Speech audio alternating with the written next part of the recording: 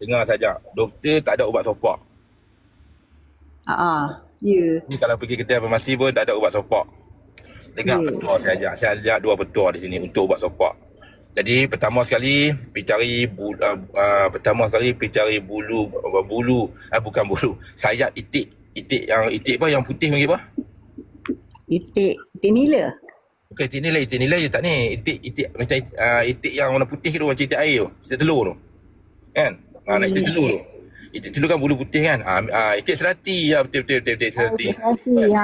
Ambil bulu itik serati, kepok dia tu, bakar, masuk potong bulu tu, kita bakar dia sampai dia jadi arang. Kemudian campur dengan minyak kelapa tu.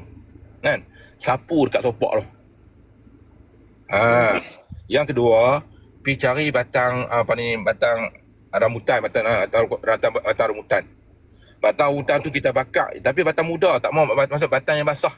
Dia tak mau batang kering, batang yang basah yang ada air tu, berair tu.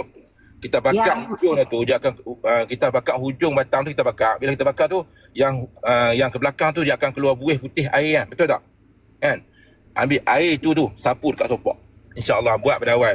Sopak kalau tak buat pada awal, lama-lama dia akan banyak. Satu badan penuh untuk muka-muka. Dahan rambutan ke batang yang besar tu, Ustaz? Besar-besar lengan ni. Yang batang dia tu. Batang besar-besar lengan. Kalau ada dahan tu dia takut tak ada air. Buat insyaAllah. Tu je. 2 benda saya bagi. Buat dulu.